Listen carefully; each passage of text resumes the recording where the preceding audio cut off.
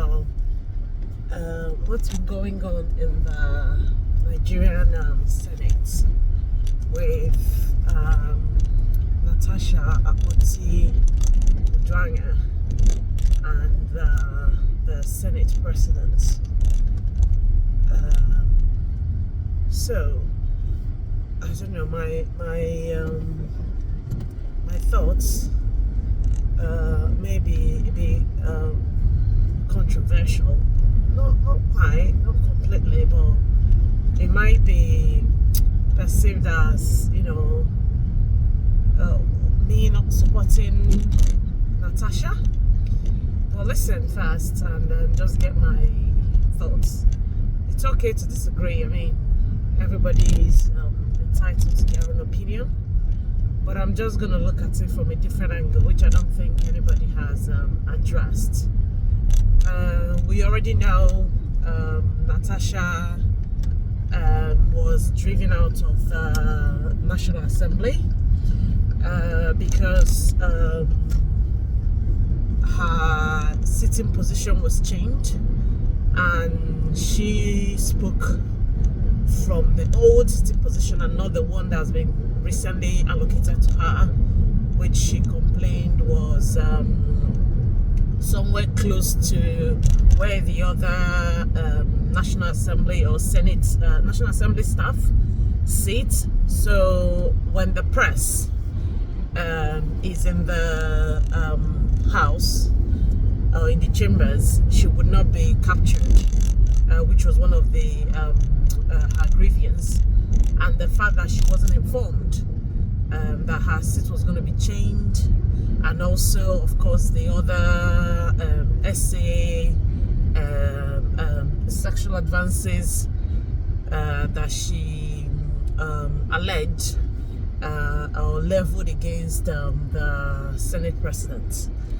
Well, all that, everybody have dissected that. I'm not even going to go into it.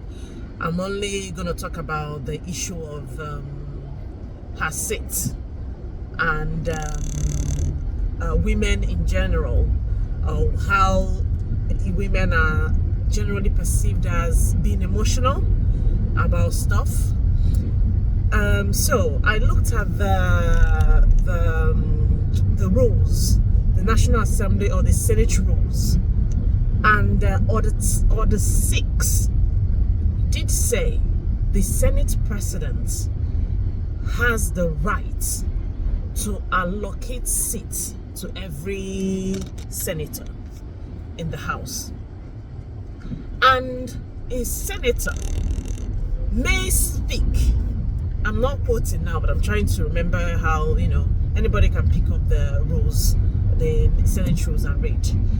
A senator may speak from the seat allocated. So that's one. Now, when Natasha was confronted with that, she did say that Rule 10, which was what she was trying to, read, is SOS, is an SOS section, more like when your rights is infringed upon,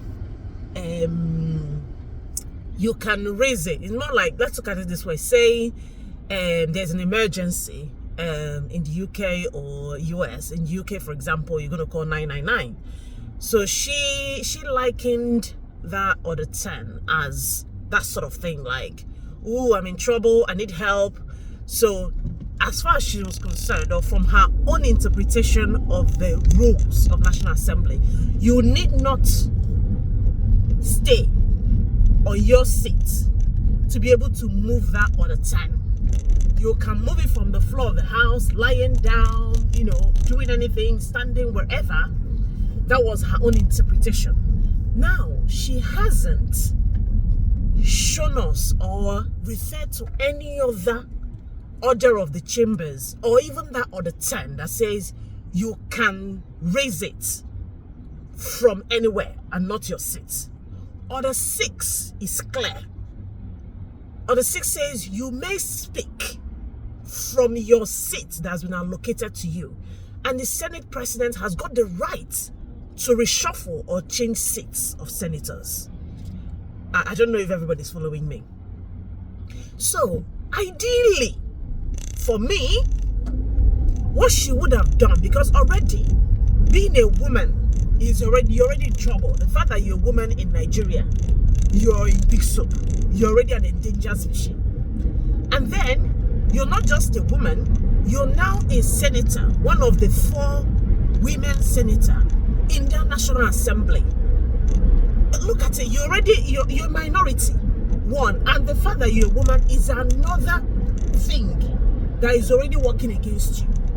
So I think we women, when we find ourselves in positions of power, let us try as much as we can to play by the rules, so that when you raise alarm that your rights have been infringed upon, then we can say, when all these, men, people that have come up with all these rules, when they start to go through what has happened with a fine-tooth comb, we would see, it would be clear to even the blind that you've done everything by the book. Now, somebody has been trying to get in between your legs, allegedly, and disrespecting you, disregarding you, not letting you take your motions, in the chambers there. Every time your motion for the Ajokuta steel is being raised, it's sidelined. They don't talk about it. So these things, you're feeling you've been maligned and everything, and then you come into chambers that morning and your seat has been changed. The rightful thing to do would have been, okay, I'll go to that seat and then speak from that seat, and let's see what happens. So if she went to that seat, the new seat that's been allocated to her, and then moved her other time, she would not have been walked out of the National Assembly, because she's well within her right to raise other time from her seat. So she's coming, so as I remember, the reason why I'm talking like this is, as I have a legal, I'm a qualified legal practitioner in Nigeria. I've practiced for so many years. But it's that kind of thinking. These are the technical things that make people lose their cases in courts. They go, oh, you didn't speak from your seat, therefore, you've breached the rules, and then they throw it out on the grounds of technicality. And at the end of the day, nobody is now listening to the crux of the main crux of the matter, being the Senate president has been oppressing her, have been refusing to take her motions, have been wanting to get into her pants, have been all allegedly, have been, wanting her to, scratch my back, what to do, throwing all these innuendos at her, just for her to, put her back on the ground and let the Senate president have his way. So it would have taken a different, for me, everybody now is coming out to say, oh, she's being emotional, women are emotional. Yesterday, I think in Tagiwa, it came out to say, oh, if you're in the National Assembly, there is no gender there. What a mess, what a hot mess. What the hell do you mean there is no gender? So the fact that I've now become a senator, I lose my identity as a woman. And then I cannot be sexually harassed anymore because I'm now a senator in the National Assembly. It's just, it's crazy. It's really crazy. So that's my thoughts. I was just thinking about it. I said, oh no, it would have taken a different turn. I don't know. I would like to hear what every other person thinks. If she did that and then, moved the motion from her seat, and she was walked out of the National Assembly, you would see everybody would go, oh no, it's wrong and everything.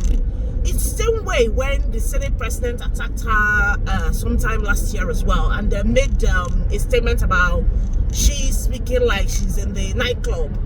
Everybody, national, the whole social media space was against the Senate president, all the women, but now with this incident, it looks like it's a bit divided. Even men were clamoring for her support and asking the Senate president to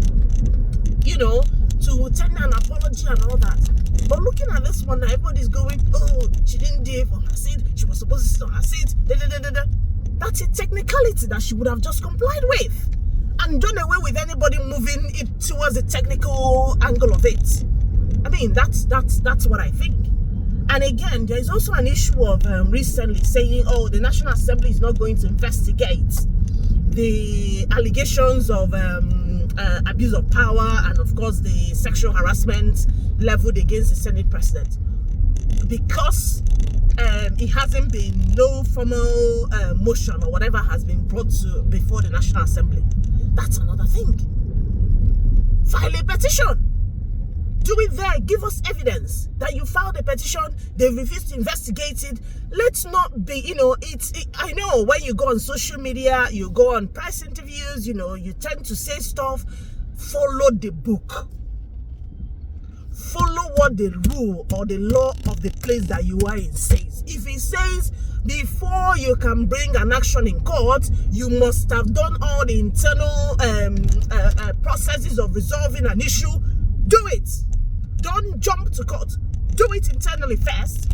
Show us that you've tried to do it internally, it hasn't worked, and then you can now go through the other routes. That's why, the same old being emotional and all that. Let's use our head. Sometimes let's drop all the social media is a good place to put things out and make noise. Does it resolve anything at the end of the day? No, it doesn't. It doesn't. Let's just try to play by the book. I'll give you a practical example. Recently, or just a couple of months ago, I was supposed to go to London, outside where I work, for another work there.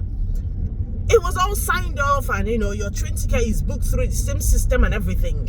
Now I'm working outside my usual place of work, so you would expect that stuff like the local train you would take there, the taxi, Uber or whatever would be covered by the business. That's what you would expect.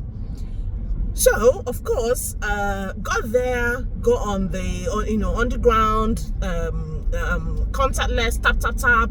All that would be in your bank account.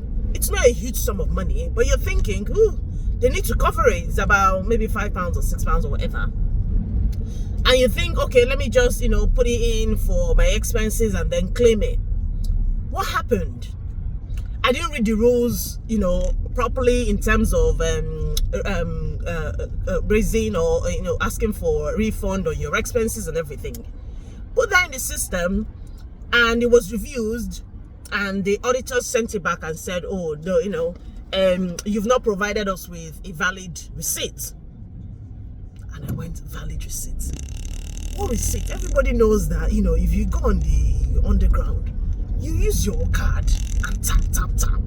So the evidence of you spending that money is in your bank account. And I've provided you with a screenshot of the transaction in my bank account. And what did they say? They said that's not acceptable. Your bank account is not an acceptable receipt. So that it's either I declare some affidavit, I say on top £6. Are you joking? So at the end of the day, I just let it go. Now I'm not gonna start going, you people sent me to London, you people don't want to pay me for the money I spent on my local transportation there, because I didn't ask questions. If I did, or if I read it, I would have gone, oh yeah, okay, so maybe I need some sort of receipt. How am I going to get a receipt? Do I need to speak to the staff there, or do I need to get a rail card or whatever, and find a way to, but I didn't. But now the money is gone. So let's all try and play by the rules, especially for we women. Let's read through, what does the rule say? What am I supposed to do? Let's just comply. That's my thought. I would like to hear everybody's thoughts on it anyway. Alrighty. Bye-bye, everybody.